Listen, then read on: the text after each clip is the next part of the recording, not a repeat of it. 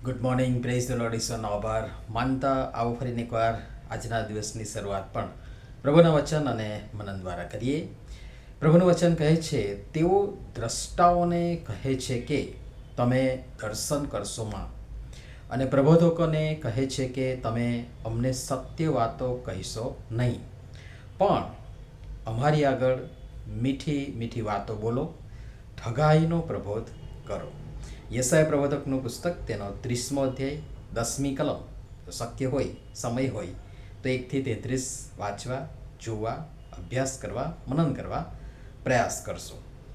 આજનો વિચાર, ખ્રિસ્તમાં અતિ પ્રિયવાલા મિત્રો, પ્રભુ ઈસુ ખ્રિસ્તના પ્રેમી અને મધુર નામમાં આપ સર્વને સવારની પ્રેમી સલામ.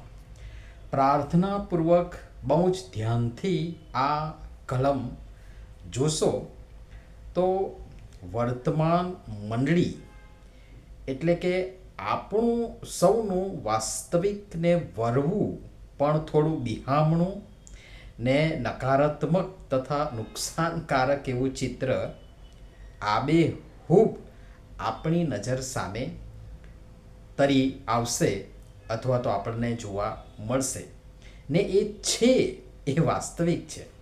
પ્રભુના લોકો તરીકે આપણે હંમેશા આ જ કર્યું છે ને આ જ કરી રહ્યા છીએ.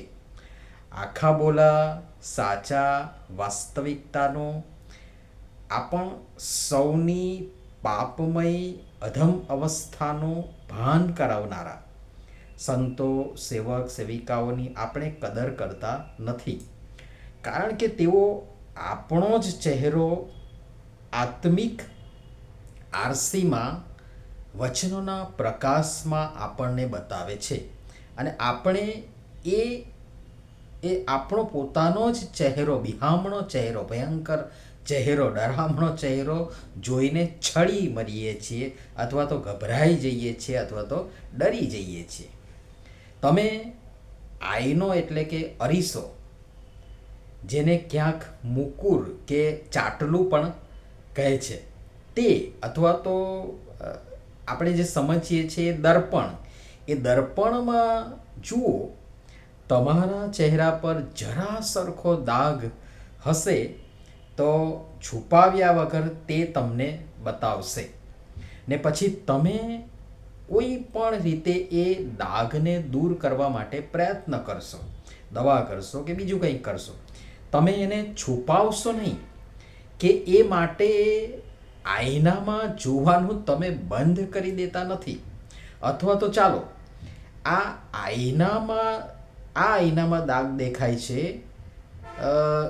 તો સારું નથી દેખાતું, તો બીજો મોટો સારો આપણો મનપસંદ આઈનો તમે લઈ આવતા નથી, કેમ કે એમ કરવા જતાં તમે જ મૂર્ખ ઠરશો. કારણ કે ગમે તેવો મોંઘો, સુંદર, કલાત્મક અને ગમે તેવો આઈનો લો, એ તમને તમે જેવા છો તેવા જ તમને પ્રદર્શિત કરશે અથવા તો પ્રતિબિંબિત કરશે. એ તમારી કે મારી શરમ કે બીક રાખશે નહીં કે ભાઈ આ તો મને બજારમાંથી ખરીદીને લાવ્યો છે, જોને કેટલું માન આપ્યું, લાવ એને સારું લાગે એવું કરું, સારું લાગે એવું બતાવું, એનો દાગ હટાવી દો. અત્યારે તો આ ટેકનોલોજી છે, મોબાઈલનો ઉપયોગ કરો તમે, તમારું મારું કાળું ભમ મોં હોય, ચહેરો હોય, એને એકદમ સુંદર ને ઉજળું ને જુવાન અત્યારે તમે બનાવી શકો છો. દ્રષ્ટાઓ અને પ્રબોધકો આપણો એટલે કે મંડળીઓનો આઈનો છે.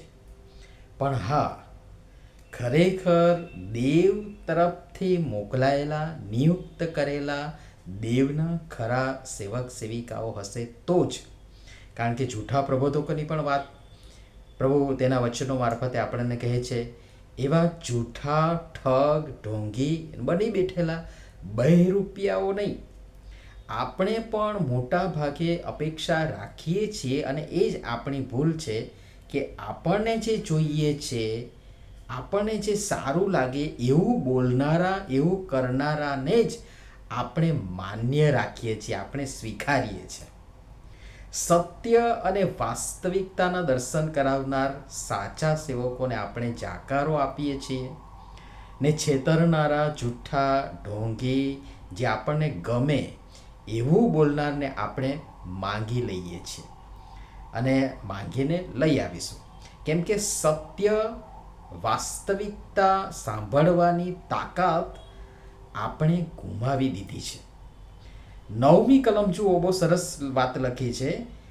ત્યાં લખ્યું છે કે કેમ કે આ લોક દંગાખોર લબાડ છોકરા છે, તેઓ યહોવાનું શિક્ષણ સાંભળવા ચાહતા નથી, એવા છોકરા છે.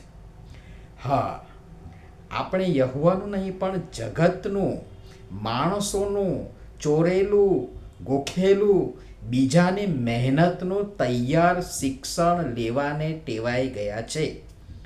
તો હાથે અને ઘરે બનાવેલું ને બહાર તૈયાર મળે એમાં ફરક તો હોય જ છે.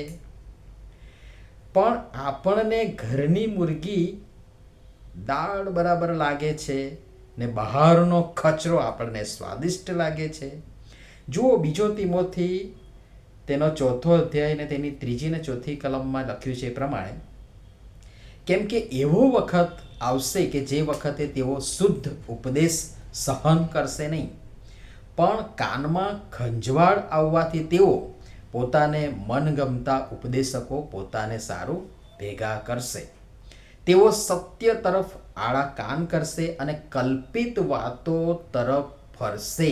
અને આ એ સમય ચાલી રહ્યો છે. વહાલાઓ, આ સમય આવી ગયો છે. ચારે બાજુ આ જ થઈ રહ્યું છે. શેતાને સૌને ભરમાવ્યા છે. ભાનમાં આવો, જાગૃત થાઓ, સાવધ રહો, સત્યને વાસ્તવિકતાને સ્વીકારો, અનુસરો તો જ પાર થશો, નહીં તો છેતરીને ડૂબાડનારા તો પુષ્કળ અને ઘણા નીકળી પડ્યા છે. જુઓ 1 યોહાન તેનો 4થો અધ્યાય અને તેની 1લી કલમ.